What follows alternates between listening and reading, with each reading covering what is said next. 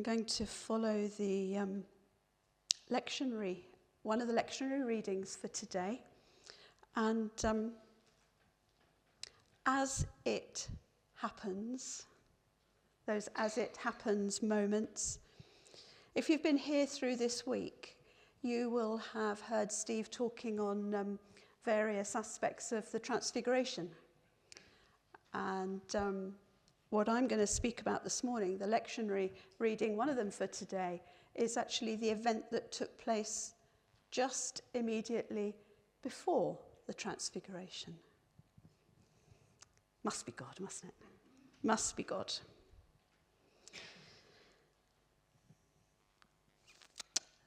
So it comes from Matthew 16, and I'm going to start at verse 13. The words will be on the screen.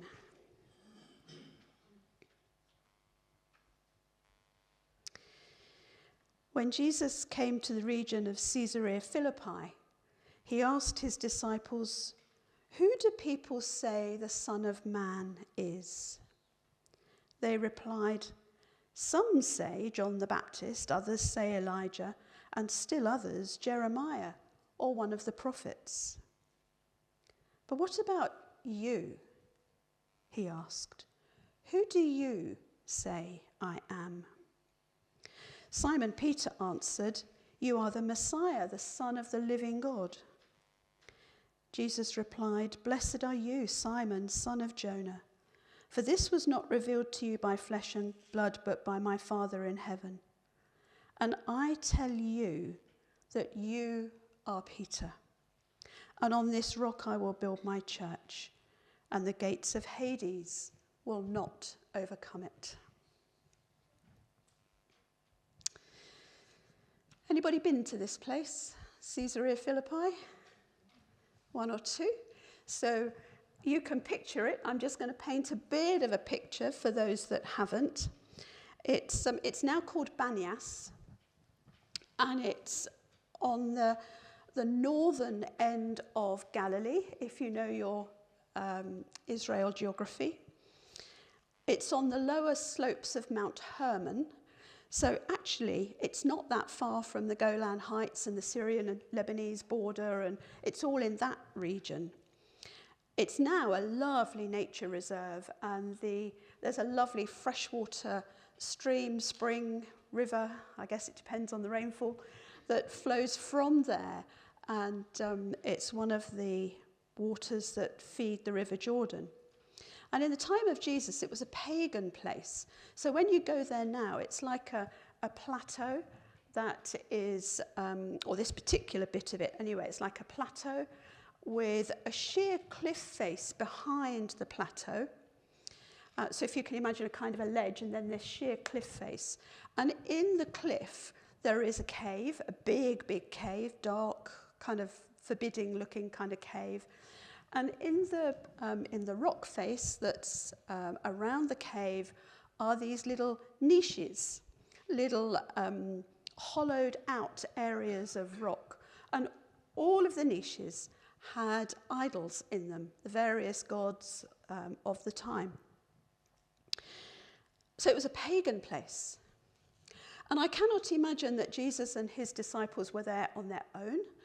I imagine that it was a very busy, noisy place, and that pagan worship would have been quite a lot of shouting and can you imagine crowds of people? It was crowds of people when I went, but it was a different sort of worship going on, I think, then.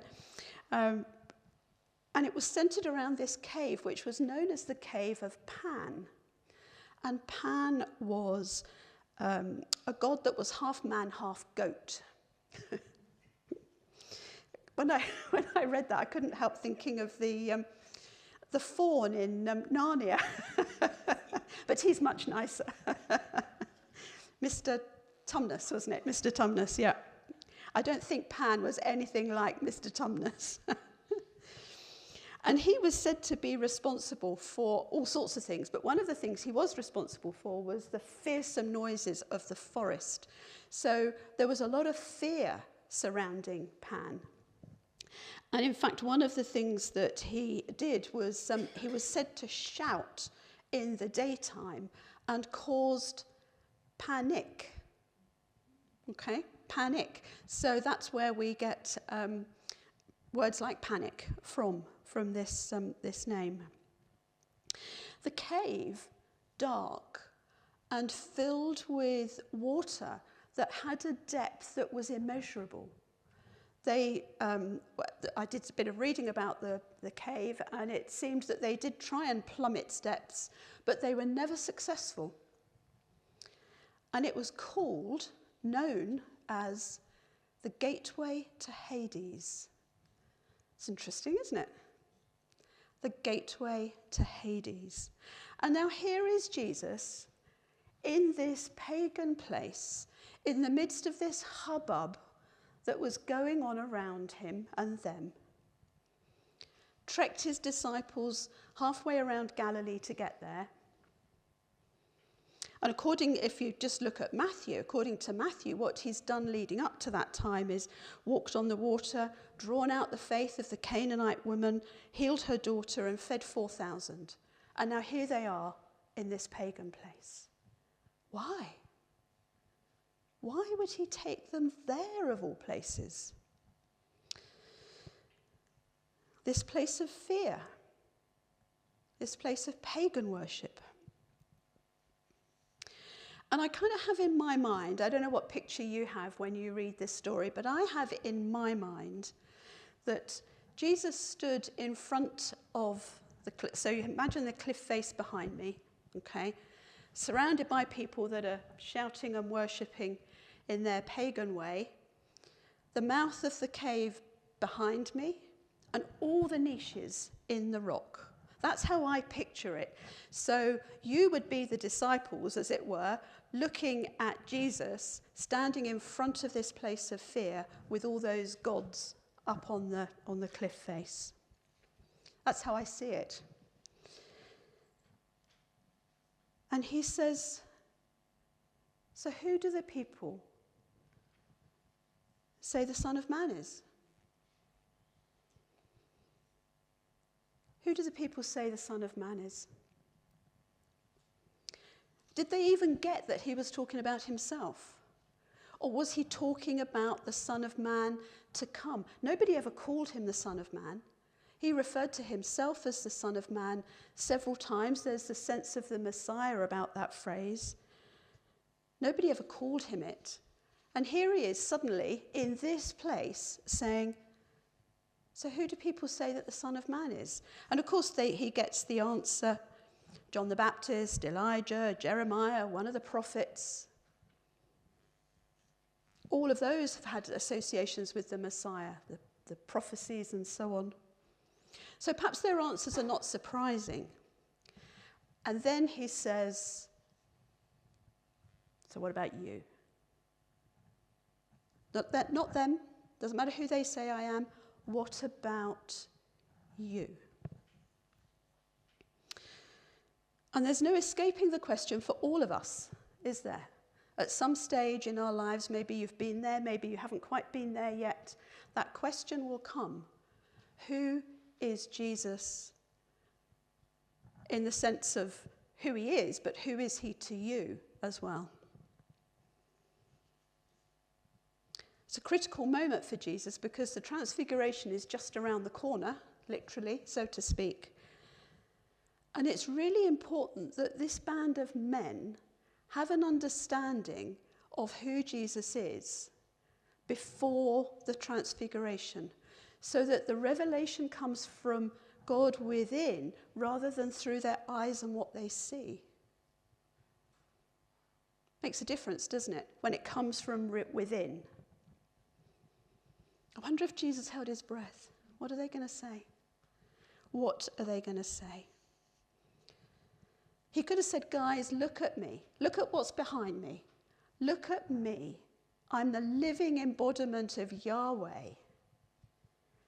But he didn't. He wants them to say it. He wants them to see that he is Father's Son. Not for him to have to tell them. Look at these dead stones. Are they life-giving to you?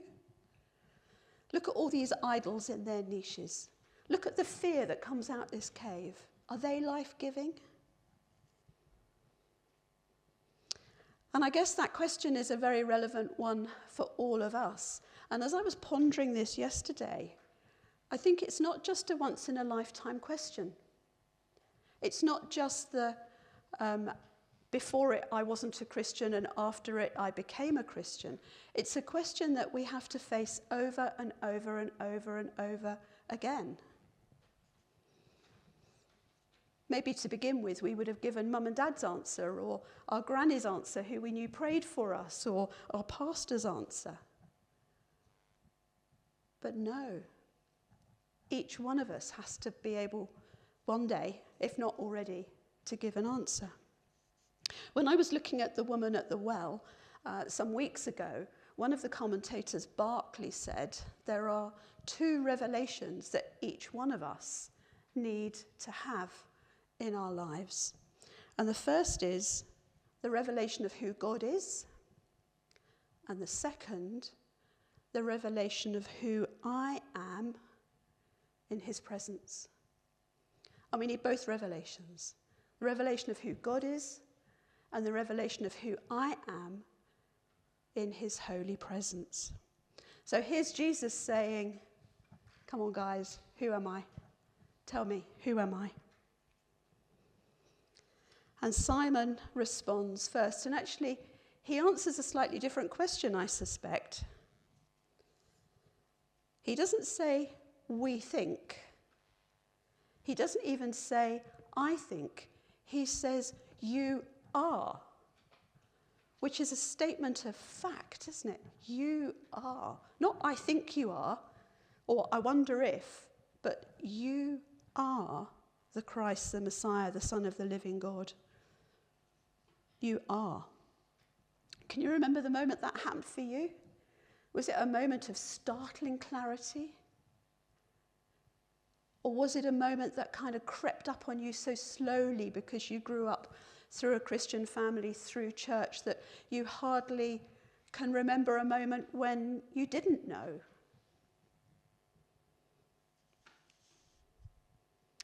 This was a moment of revelation for Simon. And as he reveals to Jesus who he is, when he tells Jesus who he is, he himself gets a revelation back. He receives a blessing back because Jesus says, blessed are you, Simon. Simon Bar-Jonah. The use of his formal name kind of gives it a significance. You are Peter. You have become all that I saw in you when we first met. You have to remember back to that moment when they met, when Simon first met Jesus on the beach. Do you remember Jesus said, you can find it in John 1, and Jesus said, you're Simon, but you will be Peter. And now he is. The moment of revelation, he has grown into all that potential that Jesus saw in him. And will be used by him in the future. And now in Caesarea Philippi, there's Jesus saying to him, you've grown into it, Peter. You are Peter. Your new identity is forming and it's flourishing. And did you notice what he said next? The gates of Hades will not overcome it. They're behind him in that cave. Wow. That place of fear will not overcome you, Peter. For you are my rock. I think that's a lovely, aside from the kind of the revelation, I think that's a lovely little cameo of Jesus started out when he first met by telling Peter who he would become. Here, Peter tells Jesus who he is, and Jesus tells Peter who he is. And that happens with friends, doesn't it, who get to know each other well, and they can say those kinds of things to each other. They can kind of bring revelation to each other about identity. So what about you? Who is Jesus to you? And as you stand and look at him, as he's standing on that plateau with all of those idols behind, that cave of fear. What for you is in those niches? What fears are pinned on that wall for you? What griefs? What future issues? What things that you don't know how to handle right now? Are they all pinned on that wall? That conundrum that you don't know how to solve. That fear that you can't quite overcome. And Jesus stands there and in front of them all and says, so who am I? Who am I to you? In front of all these things that you're facing, who am I to you? Look at me. Look at me. Don't look at the things on the wall. Look at me. Because I am the Messiah.